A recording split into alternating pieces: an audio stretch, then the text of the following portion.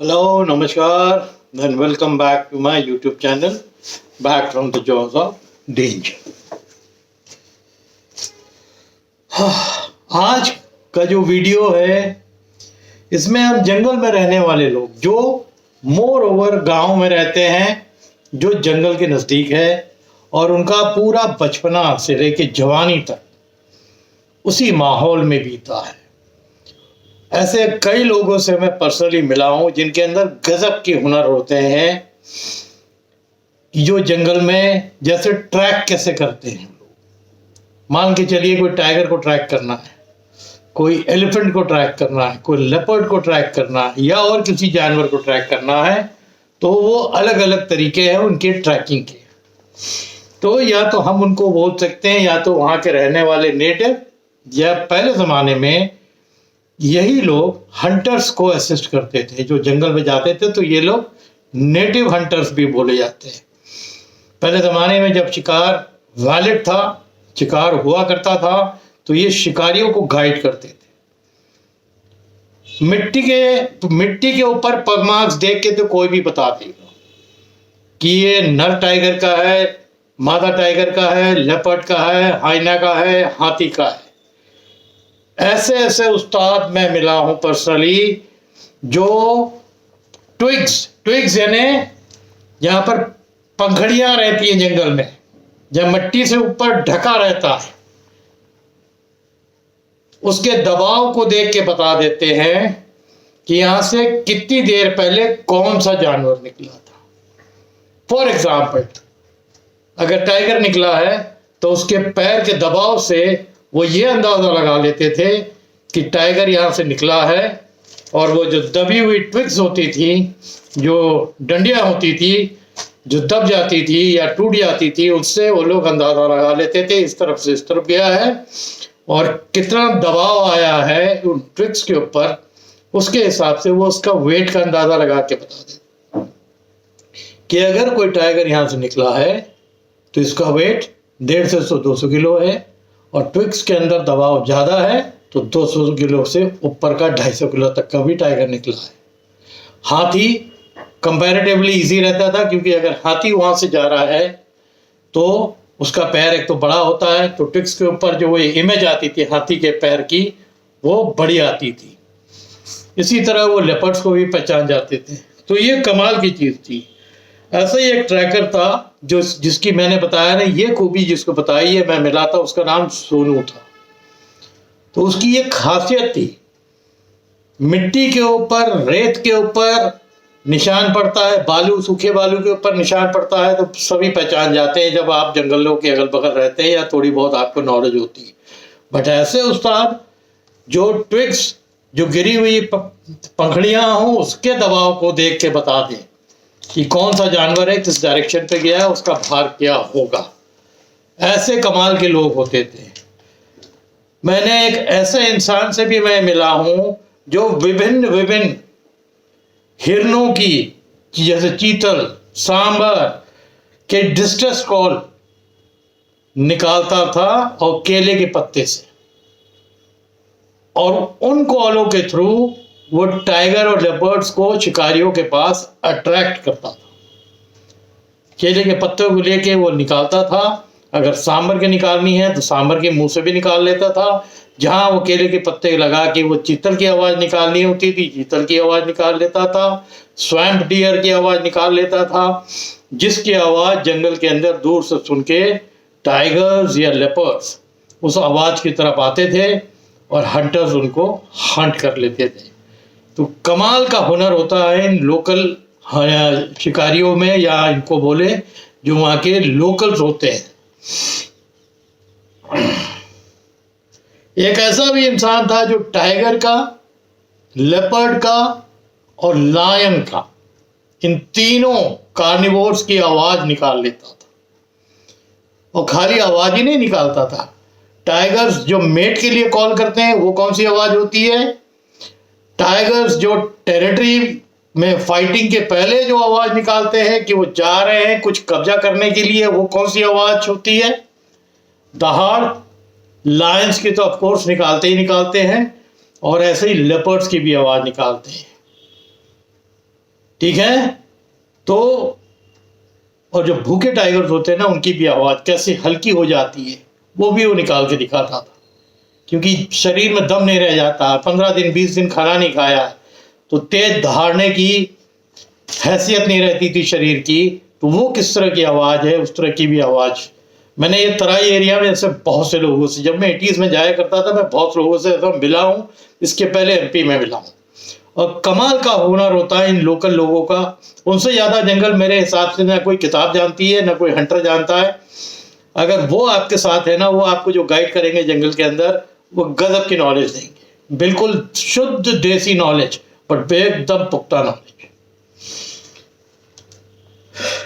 तो banana leaf से ये भी आपको हिरन की आवाज़ मैंने बताई कि निकाल लेता था। कि डिस्ट्रेस क्या होता है, तनाव वाला जो कॉल होता है, तनाव कब होता है हिरन को, जब कोई बड़ा जानवर देखता है, राइट। या तो लंगूर की आवाज़ आपको मैंने एक वीडियो में सुनाई है कि सचिन तेंदुलकर जब टडोबा गया था, तो वहाँ एक बंदा था कि लंगूर 2 तरह की आवाज़ निकालते हैं, लेपर्ड को देखते हैं तो अलग आवाज़, टाइगर को देखते हैं तो अलग आवाज़। यही चीज़ इनके अंदर था, यानी आवाज के अंदर जो उतार और चढ़ाव होता है, जिसको हम बोलते हैं इंसिडियस वॉइस मॉड्यूलेशन, गजब की। ये माहिरी जो है ना, ये हर आदमी के अंदर नहीं आती है। गांव में कहते थे कि बहुत से और लोग भी इस चीज को कॉपी करने की कोशिश करते थे, क्योंकि एक तरीके का वो जॉब हो जाता था, जिसके अंदर इस चीज की माहिरी आ जाती थी। हंटर्स उसको अपने साथ ले जाते शिकार को अट्रैक्ट करने के लिए, ठीक है। और कई बार तो ऐसी आवाज़ सुनकर टाइगर और अन्य जानवर इन्वेस्टिगेट करने के लिए आ जाते थे और शिकार हो जाते थे। शिकारी रेडी बैठे रहते तो मार देते थे। एक ऐसे नेटिव पोचर को मैं जानता हूं जो ट्रैप्स, अलग अलग फंदे लगाने में माहिर होता था। यानी वो एक ज़बरदस्त ट्रैकर होता था, उसकी खासियत होती थी, इतनी एक्यूरेसी से फंदे वो लगाता था, कहाँ से जानवर गुजरा है, कहाँ जाने वाला है, कौन सा उसका रास्ता है, वहीं ये ट्रैप लगाते थे, ठीक है। और इतनी एक्यूरेसी से लगाते थे कि अगर उस रास्ते से उस दिन वो जानवर गुजरा तो फंस पक्का जाएगा। मैं ऐसे भी एक इंसान से मिला हूँ जिसकी नज़रें अगर ऊपर जाती थी और गिद्धों को ऊपर देखता था, तो उससे अंदाज हो जाता था कि गिद्ध कितने इकट्ठा है और किस तरह वो ऊपर हवा में चक्कर लगा रहे हैं, जिससे ये पता लग जाता था कि जहाँ पर वो खड़ा है वहाँ से कितनी दूरी पे शिकार पड़ा हुआ है। यानी अगर शिकार पड़ा हुआ है तो शिकारी या टाइगर या लेपर्ड वहीं होगा, कोई ना कोई जानवर मारा हुआ है, उसको खा के छोड़ा होता है। बहुत बार हो जाता है कि जानवर मार देते हैं टाइगर और लेपर्ड, जब खा के एकदम अपना पेट भर लेते हैं तो फिर सुस्ताने के लिए छाए में चले जाते हैं या पानी पीने के लिए कहीं चले जाते हैं, और उस समय काफ़ी टाइम फिर वो दोबारा शिकार पे नहीं आते हैं। वो टाइम होता है जब छोटे वाले फॉक्स और ज़मीन के ऊपर और गिद्ध आसमान के ऊपर वो देखते हैं और उसको जो बचा हुआ खाना है वो खाने आते थे। तो वो गिद्धों को ऊपर देख के ये अंदाज़ा लगा देते थे कि ये शिकार जिस जगह पे मैं जैसे बैठा हुआ हूँ तो यहाँ से कितने किलोमीटर दूर जो है वो किल है। तो आपको एक अंदाज़ा लग जाता था कि अगर हम उस रास्ते की तरफ जा रहे हैं तो वहाँ किसी लेपर्ड या टाइगर ने शिकार करा है, और उस रास्ते में अगर हमें जाना है तो हमें सावधान होकर जाना है। इस तरह की माहिर। और कुछ ऐसे नेटिव्स भी होते थे जिनके पास अलग अलग प्रिमिटिव यानी प्राचीन तरीके की गैजेट्स होते थे, माहिरी होती थी उन गैजेट्स को यूज़ करने की, जिससे वो अलग अलग ट्रैप्स बनाते थे, जाल बनाते थे। जैसे एक होता है वायर स्नैर, तो वायर स्नैर से होते हैं वो तारों ज़्यादा, वो सबसे डेंजरस होते हैं। किसी जानवर का पैर अगर उसमें फंस गया तो ये पोचर्स बहुत यूज़ करते हैं जंगल में, और बड़ा भयानक तरीका होता है कि जब आपको वो ट्रैक मिल जाता है कि यहाँ से टाइगर्स या बच्चे के साथ कोई टाइगर्स मूव कर रही है, वो लोग उस एरिया को लोकेट कर लेते हैं, फिर उस पर इस तरह का ट्रैप लगाते हैं। एक होता है ये छल या छोटे वाले जो खरगोश, उनको बोलते हैं जिन ट्रैप्स, छोटे जानवर को पकड़ने के लिए, जैसे खरगोश आदि। रोप के नेट्स कैसे लगाने उनको मालूम है, रस्सी से हमको नेट कैसे बांधना है जिसमें शिकार फंस जाए, ठीक है। थ्रेड, छोटी चिड़ियों को पकड़ना हो तो छोटे वाले थ्रेड के नेट्स रहते थे, बटेर, तीतर, इस तरह की चिड़ियों को पकड़ना हो। ये ट्रैप्स ज्यादातर पोचर्स यूज करा करते थे जंगलों के अंदर पोचिंग करने के लिए, और बड़ा निर्दयी तरीका होता था इनका जानवरों को मारने के लिए। मैंने पहले भी एक पोचर वाली जो एपिसोड है उसमें वीडियो है उसमें डाला है कि जब ये जाल में फंसा देते थे, जैसे टाइगर को फंसा लिया तो आगे से जैसे ही दहाड़ता है, नेचुरली गुस्सा आ रहा है उसको तो मुंह खोलेगा तो आगे से मोटा इतना बड़ा बांस या और कोई लकड़ी उसके मुंह के अंदर ठूस देते थे और उसको सफोकेट कर देते थे। एक बार वो मुंह में चला गया तो उसकी आवाज भी नहीं जाएगी दूर तक, ताकि वो फॉरेस्ट ऑफिसर्स या फॉरेस्ट के जो गार्ड थे उन तक आवाज चली जाए। और वो लोग वहां से भी कर देते थे, और पीछे जो उनका एनस है, एनस में भी कर देते थे बांस। यानी कितना टॉर्चरस डेथ एक जानवर को देते थे पोचर्स, आप कल्पना नहीं कर सकते। मैं तो सिर्फ सुना मैंने, तो मैं शहर गया कि यार ऐसा भी होता है क्या। अगर मारना है, क्योंकि शूट आप कर नहीं सकते, ऐसा नहीं कि उनके पास गन्स नहीं है, बट शूट करोगे तो या तो साइलेंसर वाली बंदूक हो, अगर साइलेंसर वाली आपके नहीं है, मैंने तो AK-47 तक सुना है कि पोचर्स के पास है, बट आप चलाएंगे तो आवाज होगी तो गार्ड्स आएंगे। तो इनके जो तरीके होते हैं ट्रैप्स के थ्रू होते हैं, अलग अलग तरीके के ट्रैप्स जिसमें ये ट्रैप करते हैं। बड़े जानवर को कैसे करना है, छोटे जानवर को कैसे करना है ना। हिरणों को कैसे मारना है, हिरण क्यों मारेंगे, उसकी भी चमड़ी बिकती है, सस्ती बिकती है, शेरों की तरह नहीं बिकती है, और उसका हेड भी बिकता है, लोग लेते हैं, और उसका तो मांस भी बिकता है। मार्केट में आपने बेच दिया। तराई एरिया में कितनी दुकानें हैं जहाँ पर जो है हिरन के मीट मिलते हैं, आपको पता भी नहीं लगेगा। ऑर्डिनरी मीट शॉप में जो वहाँ के जानकार लोग वो जानते हैं। जैसे मैं गया, मैंने बोला अभी आज मेरे को चित्तल का मीट का कुछ कबाब वबाब बनवाओ, तो वो उनको मालूम है कहाँ मिलता है, वो लेके आ जाएंगे। सांबर का, जंगली सुअर का। तो ये जो शिकार होते हैं ज़्यादातर या तो कुछ गांव वालों भी करते हैं, ऐसा नहीं कि खाली पोचर्स करते हैं, कुछ गांव वाले भी करते हैं, और पोचर्स तो करते ही करते हैं। पोचर्स का अलग रहता है, वो बड़े जानवर को टारगेट करते हैं पैसे के लिए, छोटे जानवर का छोटा पैसा मिलता है, बट उसके थ्रू उसके मांस को भी यूज़ कर लेते हैं। अब लेपर्ड और टाइगर को मारेंगे तो उसका जो है अंदर का मांस कहीं दफना देंगे वहीं जंगल में, चमड़ी, उसके जो मूंछ होती है जिसको आप बोलते हैं विस्कर्स, दांत, नाखून, ये सब निकाल लेंगे।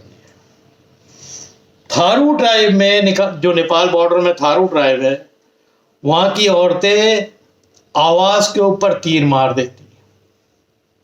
अंधेरे में अगर उनको कुछ नहीं दिख रहा है और आवाज हुई और उनको लगा कि खतरा है, और उन तीर के ऊपर जो पॉइंट होता है उसमें जहर होता है, अगर वो सस्पिशियस हो गई कि कोई है, कोई जानवर है अंधेरे में, वो ठीक से बस खाली उसने आवाज या सांस ली और उनको पता लग गया, तो वो इतनी एक्यूरेटली वो तीर मारती थी कि वो सीधे गर्दन के इर्द गिर्द लगता था, और वो जहर की वजह से वो जानवर थोड़ी देर में मर के खत्म हो जाता था। 3-4 मेरे को तो बताया गया, तो मैं तो सिहर गया। इंसानों पे भी एक किस्सा उन्होंने बताया था कि सुबह सुबह थारू की कुछ औरतें जो थी, क्योंकि उनको वॉशरूम तो था नहीं, सब ओपन में ही होता है, ये लोग जब करने जाती थी तो तीर धनुष साथ में ले जाती थी, और कोई गांव का या शहर का बंदा उधर से गुजर रहा था, और इन लोगों ने उसको बोला भी कि आप इधर नहीं आना, वो उसी तरफ आने लगा, तो एक ने जो है एक वार्निंग दी, और वार्निंग के बाद वो तीर मारा उसके पैर पे, और ठीक थाई के ऊपर वो आगे लड़ा, और बड़ी तेज वो चीखा, और फिर वहाँ से भागा, और जहाँ भी वो उसके जानने वाले थे वहाँ आया, तब उसको अस्पताल में भर्ती किया गया, और क्योंकि उसके अंदर पॉइजन था। तो ऐसी ऐसी माहिरी जंगल के अंदर है। अभी आपको और भी बताऊंगा, आज तो कुछ ही बता रहा हूँ क्योंकि फिर वीडियो बहुत लंबे हो जाते हैं। मैं मोर ओवर वीडियोस को 15 to 20 मिनट्स के अंदर ही चाहता हूँ कि वो रहे, ताकि आप भी उत्सुकता से सुन सके, इंटरेस्ट से सुन सके। और लोकल्स की और भी माहिरी जो एमपी में मैंने फादर से सुनी थी, गजब क्या होता है। वो एक ऐसे गाइड होते हैं घने जंगलों के जो कोई नहीं गाइड कर सकता है। ये मैं उन जंगलों की बात कर रहा हूं जहां जीप नहीं जाती, सफारी वाली। ऐसे जंगल भी हैं जहां वो रिजर्व फॉरेस्ट नहीं है, टाइगर रिजर्व नहीं है, बट वो जंगल है, वहां घने यानी घने पेड़ भी हैं, जंगली जानवर भी है, खतरनाक जानवर भी है। और उन्हीं की माहिरी रहती है ऐसे लोगों की, जो आज मैंने कुछ लोगों के डिटेल्स दिए हैं। और बनाना लीफ से तो जो आवाज डियर की उसने निकाली थी, वो ऐसे निकाली थी कि कोई भी बड़ा कार्निवोर होगा वो अट्रैक्ट होकर आ जाएगा आउट ऑफ क्यूरोसिटी। तो हंटर्स उनको ऐसे ऐसे लोकल्स को लेके जाते थे शिकार को बाहर निकालने के लिए, क्योंकि उनके अंदर वो ये माहिरी रहती थी कि भाई यहाँ टाइगर दिख नहीं रहा है, आवाज लगाओ जरा। तो उसने जो है चित्तल की लगाई, सांबर की लगाई, और धीरे धीरे वो शिकार आ गया, इनको पता लग गया, और शिकार को फिर मार के गिरा दिया शिकारी ने। गजब गजब के। आज के लिए इतना ही, मैंने पिछले वाले वीडियो में बताया था। अब कल जो वीडियो मैंने डाला था कि लखनऊ के इर्द गिर्द टाइगर्स की जो हिस्ट्री है उसकी डिटेल जो डाली थी, आज ही मेरे को खबर मिली कि एक लेपर्ड जो था, यहाँ से लखनऊ का बॉर्डर है बाराबंकी डिस्ट्रिक्ट, वहाँ जो था एक ट्यूबवेल के पास उसके पंजे के निशान दिखे। फॉरेस्टर्स बेसिकली इन पंजों के निशान को छुपाते हैं। हालांकि किसी पे अटैक नहीं हुआ, बट वो देखा गया, और एक किसी सोशल मीडिया में कोई बंदा था, उसने उसको देख के डाला और एक किसी प्रेस वालों को भी भेजा। कुछ दिन पहले भी मैंने आपको बताया था कि एक आदमी का दुबग्गा एक एरिया है लखनऊ के अंदर, उसमें लेपर्ड ने अटैक किया था। तो दुबग्गा तो ऑलमोस्ट शहर के अंदर आ जाता है। दुबग्गा यहाँ हमारे लखनऊ की सबसे बड़ी सब्जी की मंडी है। जितने जो सब्जी बेचने वाले हैं सुबह सुबह दुबग्गा जाते हैं कि होलसेल में वहाँ से खरीद के लाते हैं, फिर सब्जियाँ यहाँ बेचते हैं।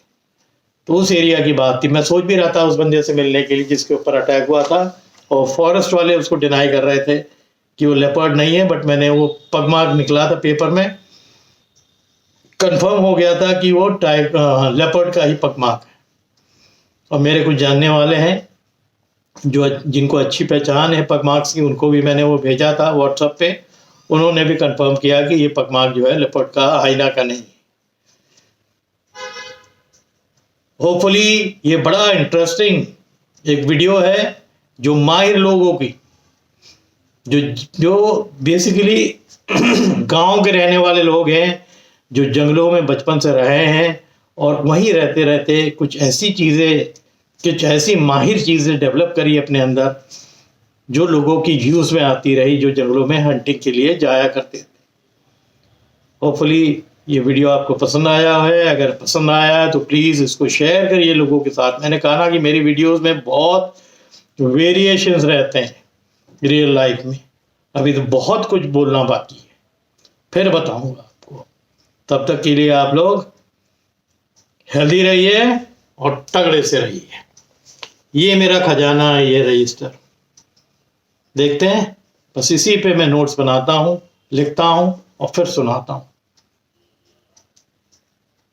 ओके, अंटिल नेक्स्ट वीडियो, सलाम, नमस्कार, और फिर मुलाकात होगी। Thank you.